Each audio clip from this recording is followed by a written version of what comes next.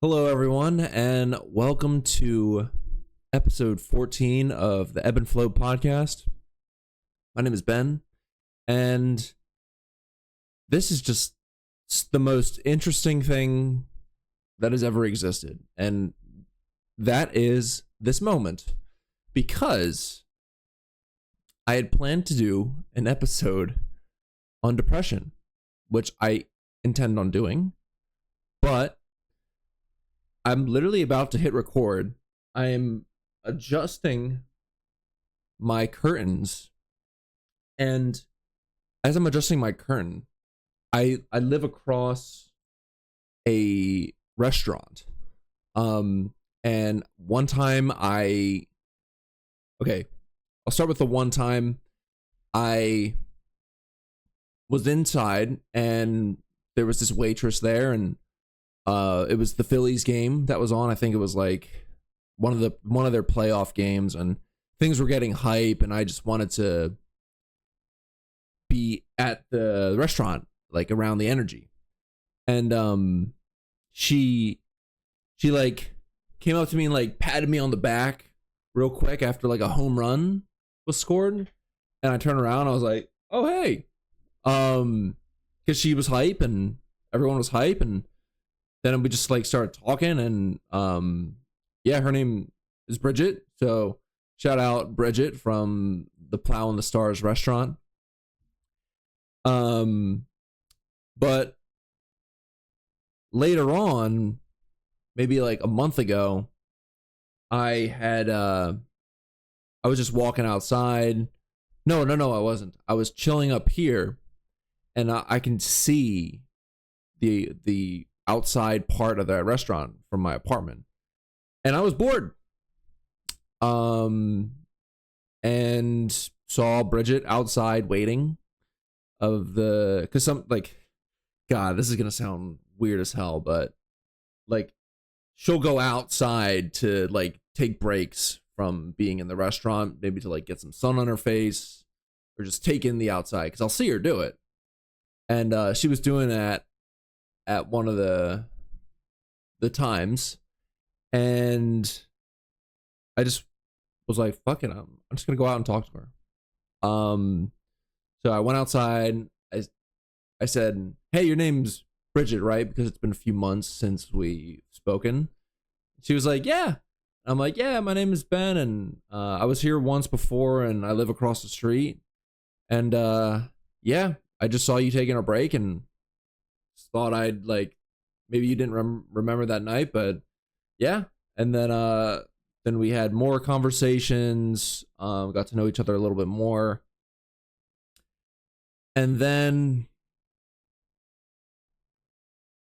so the all goes back to I'm adjusting my curtains, and I wanted to record this episode on depression because I've kind of been in a mood this past week just about the podcast, and what I've been doing with like my business, and going through the roller coaster of motivation. Like, I had felt like I didn't want to record episodes because I was recording many episodes over the past like month. Like, I was just going ham with the podcast. And then so this Thursday was the 4th of July, and it was a holiday, so I was like, I was releasing every Thursday, but then I was just going harder with the podcast, so I started releasing Tuesdays and Thursdays. But then this Thursday was the 4th of July, so I was like, I'm just gonna take a break, and not release anything. And I also just like hadn't recorded an episode. This is the first episode I've recorded in probably over a week. And yeah, I'm just like going through a period of my life where I'm not as motivated as I was like a month ago to record episodes. And so I thought, man, this is, if there's any time to talk about depression, it's now, because I feel in a depressed state in terms of my podcast. And so I was just kind of feeling that sadness. I'm not sure what to call it, but I think sadness is like the closest description I can get to it. But yeah, I'm adjusting my curtain, and Bridget sees me doing it, and she's waving, and I wave back, and then I awkwardly get up to like open the window, and she's like, "Hey," and I'm like, "Hey, Bridget," and she's like, "Haven't seen you in a while. Where have you been?" And I'm like, "Here in my room." And she was like, "I get it. I mean, it's really hot. Don't come outside." And I was like, "Yeah, no, like it is extremely hot out. It's like a high 90s today in Philly." I don't know if she said don't come out, but because the last thing she said was like, "Come outside and play." And I was like, yeah, I will. But that like lifted my spirit in like an instant. I was like enlightened. Because it reminded me of like my childhood, when I'm at my house and my friends are outside of my street, and they're like encouraging me to come out and play. And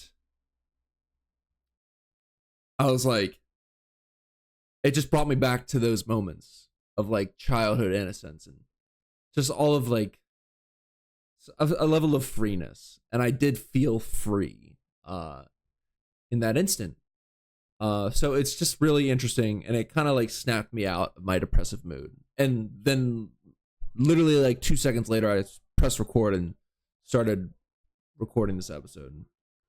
But it's just funny. It's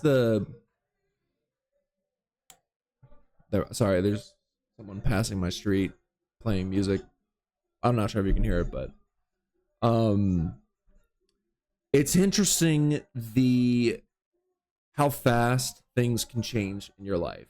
Like that was just one moment where things like changed very quickly, because I guess most of today I was just kind of like taking it easy, staying inside because it's just so hot. And I tend to, when I'm just like doing like nothing, like I tend to think that I should be doing something. And that just might be like deep societal programming coming out. And holy shit, I can get into societal programming and how that affects my responses to reality. But yeah, I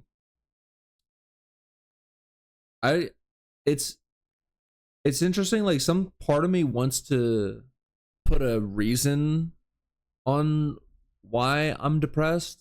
Like again, that I wonder if that's like programming,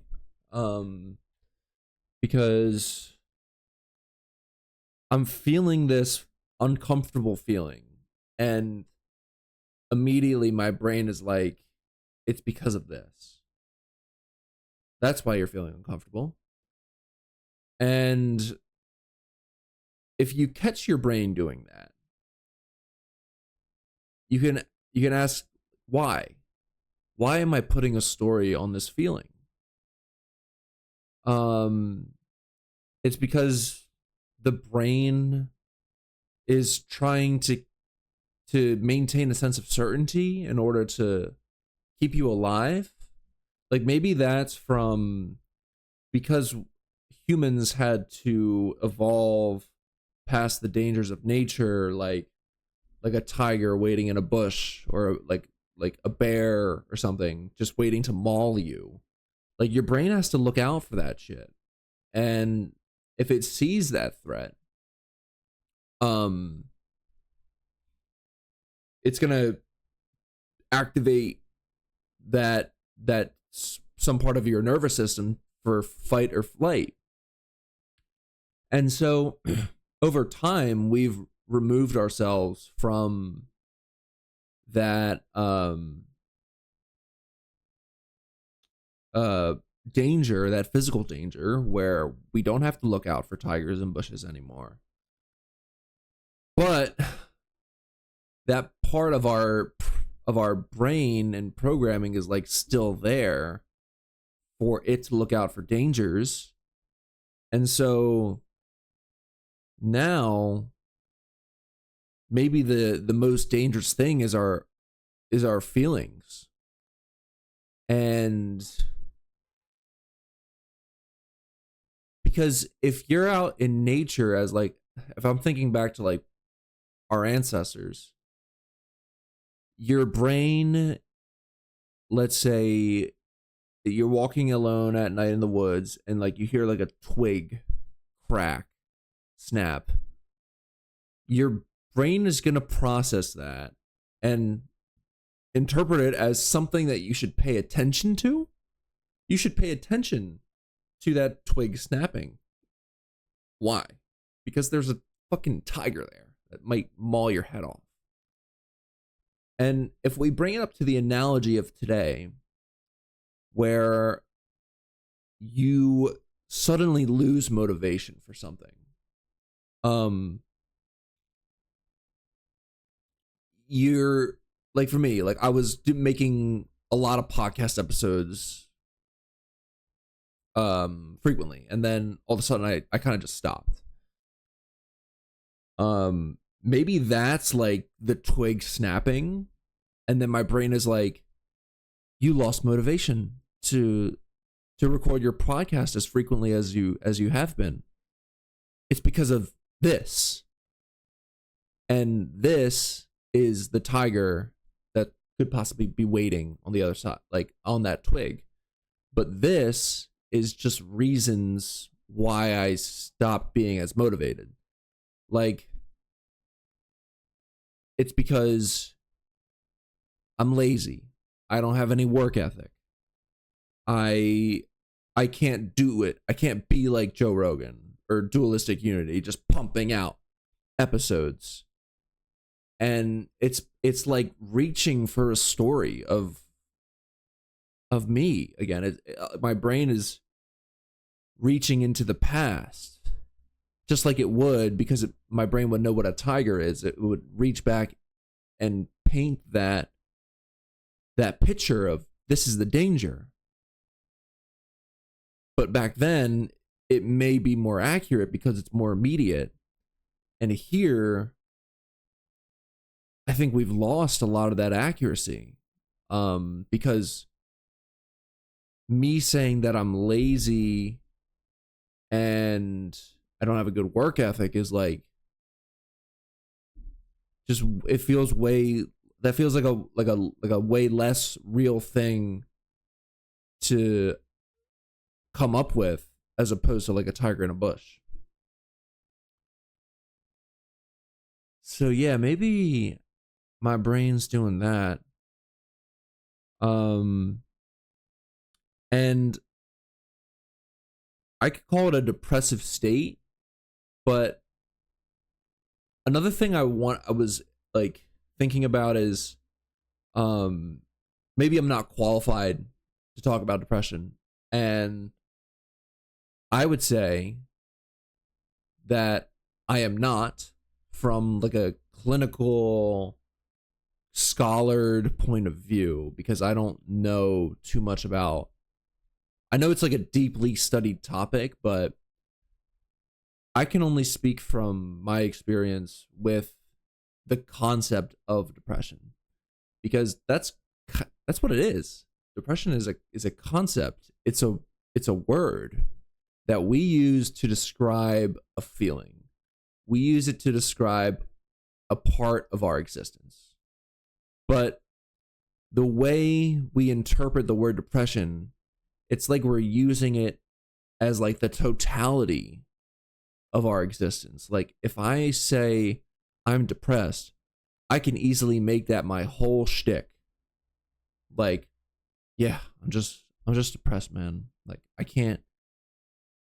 And I remember like reading and hearing about people's experiences with depression where they're like, oh, you can't even understand. No one understands what you go through. Like, you just don't want to get out of bed. You don't want to do anything. And I'm wondering, like, how much of that depression is you holding on to the idea that you are depressed? Like, you feel that state as part of your existence, but then you start paying attention to it and it doesn't go away.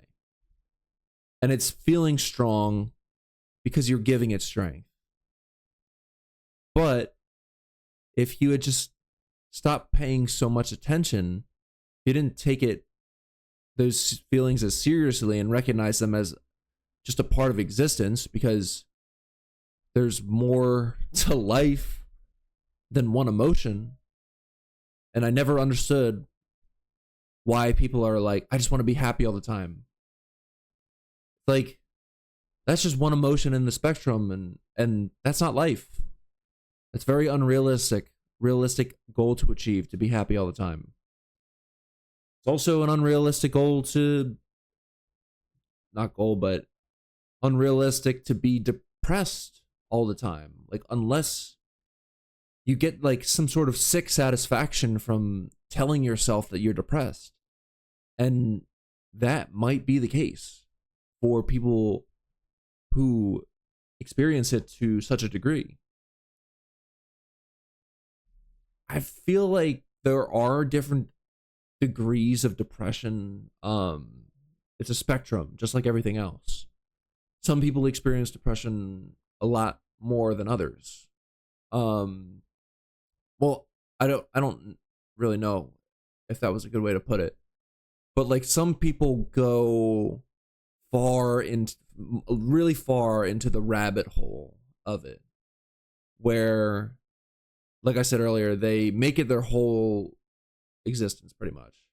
And like, they don't want to get out of bed. They don't want to do anything.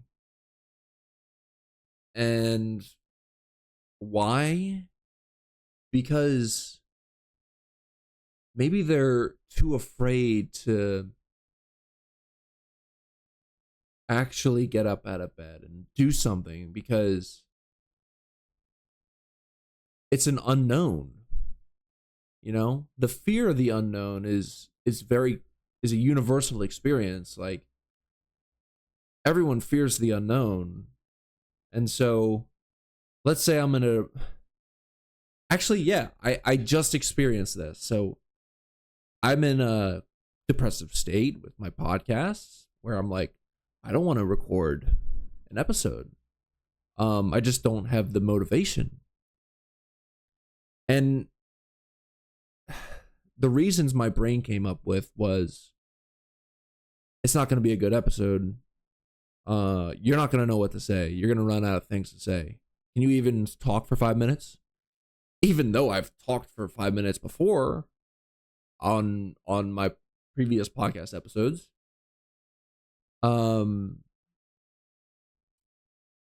And also the thought of, oh, but now I gotta go create. As I have this whole like concept in my mind of consuming versus creating. And I was doing a lot of consuming earlier today before I started recording this episode. And I told myself, I'm just gonna do more consuming. Even though there's some part of me that is telling me like, but I should be creating. And so yeah, I would just scroll on TikTok, scroll on Instagram, and I wonder if that is like me continuing my depressive state, but also the scrolling and on TikTok and Instagram have led to me like those moments came before me recording the podcast as I am right now. So they were necessary steps in order for me to get to this point where I am creating. So the consuming was necessary, but the judgment was optional. As in, I could have just consumed without thinking. No, I could have just consumed. The thoughts of, but you should be creating, all entered my awareness. And I had the option to hold on to those thoughts. And then that might put me into more of a, like, keep the depression around. Or I could have seen those thoughts where they come from, which is it comes from my investment into the idea of myself. And let the thoughts pass like clouds in the sky. And then the organic feeling of wanting to record an episode would have arisen sooner. But since there is no right and wrong in life, the motivation happened exactly when it should have happened, as it was supposed to happen. And then I had my whole interaction with Bridget, which, like, added even more juice to my energetic state. And I just felt way different starting this episode. It was so much different than I expected to start this episode. I expected to start this episode with like, okay, yeah, like, I'm in a perfect state to talk about depression because I'm feeling depressed with my podcast. You could have never guessed. I could have never guessed. I would have had that interaction with Bridget. And now I started the episode off with like an energized mindset. So, man, it's just being open to whatever, like approaching life with like open arms, accepting everything that happens, being okay with it, letting go of your sense of control, because holding on to control, that's what's keeping you in states of depression. Because I say because a lot. I'm just gonna say that. I don't know why I say because a lot. And there doesn't have to be a reason. I was about to say I say because a lot because oh God. My mind just went to like antidepressants. And I saw a meme recently that was like how antidepressants are supposed to make you feel, and it was like this guy with like rainbows shooting out of his brain, and he just looked like euphoric. And then it was like how antidepressants actually make you feel, and it was like just the outline of a face, but there was no eyes or anything. So it's like it doesn't make you feel anything. And I have never taken antidepressants. But my friends at Dualistic Unity have made videos on antidepressants, and those videos were like some of the most active comment sections I've seen of theirs. And I participated in that comment section. I just remember like a lady commenting that like she started giving her daughter antidepressants when she was 12, and they've been like doing wonders for her. Like she's able to go to school now and do her homework, and so it's working. And it's like okay, I mean, it's nice that she can like be in school and do her work, but is that your way of really detecting that the antidepressants are working? Just because she can do things that perpetuate the machine that society has built in order for us to not think for ourselves? Like, she she's just going back into the system that makes people good workers, and and not like that magical childlike energy that we all have, that I feel like school really snuffs out of most of us, is like our reference for if antidepressants are working or not in children. But also the same in the workplace as well. Like if you take antidepressants just so you can go to work at a job that you don't like, that you're not motivated to go to, if you weren't taking the antidepressants, then in a way you're reinforcing your own depression. Like, you're not addressing the root cause of why you're depressed. Like, you have this idea of a state of mind that is quote unquote normal, but normal is actually you being a mindless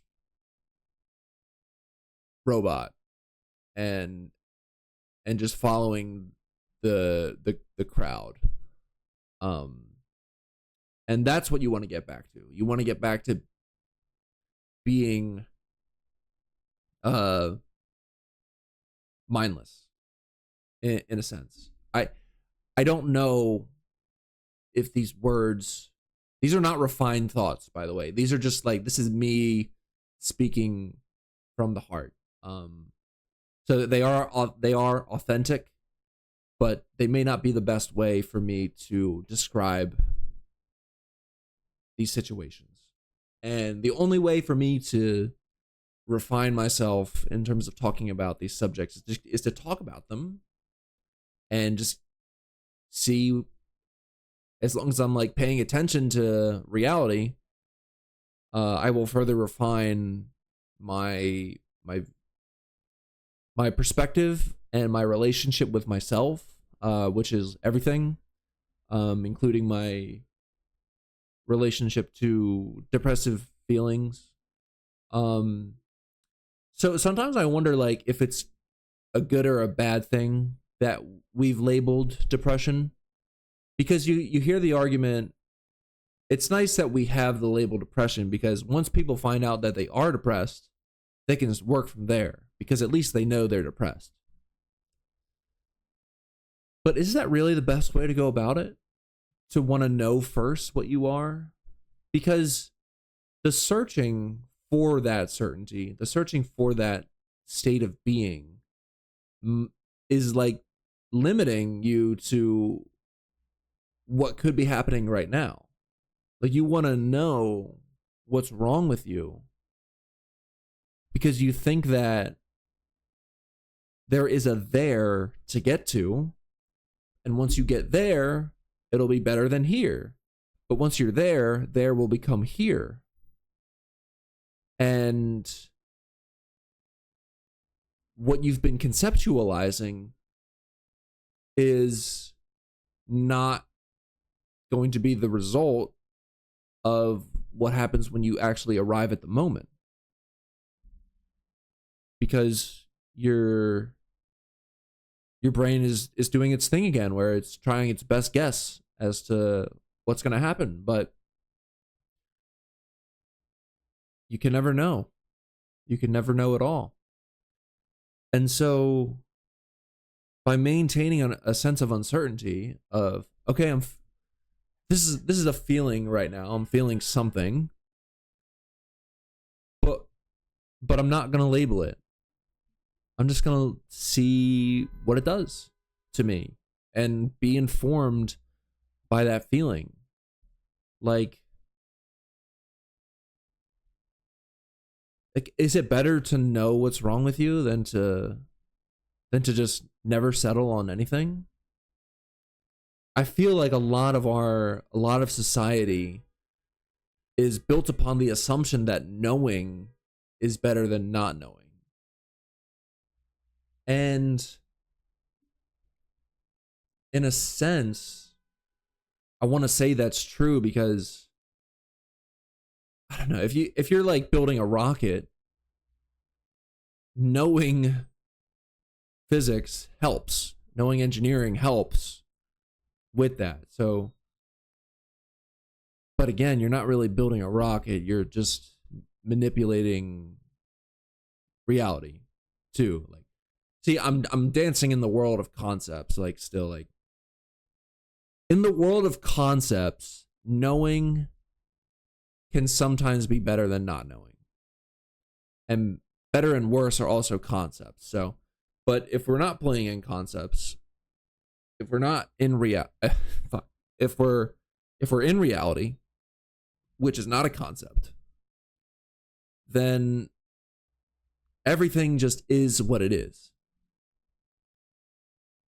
And you wanting to know what something is has no basis in reality because there is no thing. It just is. And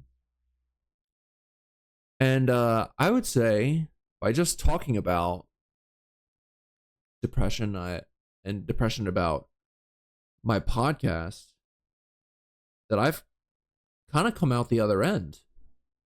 I just spoke for 30 minutes. That's an episode. I mean, technically I could just say like a sentence in that could be an episode. I put this like expectation on myself that my episodes would be between 20 and 40 minutes long. And if it was a guest, it would be however long, like whatever.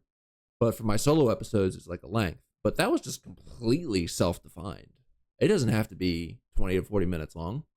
It can be however length I'd want it to be. And so those are like more like bumpers that I'm putting up for myself. Like, this is what the podcast length should be. I don't know what the best length for a podcast episode is. Like, so yeah, did I talk about depression? Yeah, I did. I talked about a bunch of other stuff, but I'm wondering, should I title this episode depression? I guess it doesn't matter what I title it. I guess it doesn't even have to have a title, but maybe depression is. Yeah, no, I think that's appropriate. Yeah, wow, what a roller coaster it's been since I started recording this episode. That's just the roller coaster of life, baby. Just a ride. Yeah, I think I'm gonna end it here. But that was fun to go through and have that experience. Yeah, just one more thing. Like, if you're depressed, if you're labeling your feeling as depression, I'm no expert in anything, any way, shape, or form, but maybe just like ask yourself why, and then all of the reasons that your brain comes up with, ask yourself if you need to attach to those reasons. Leave it at that. See you in the next one.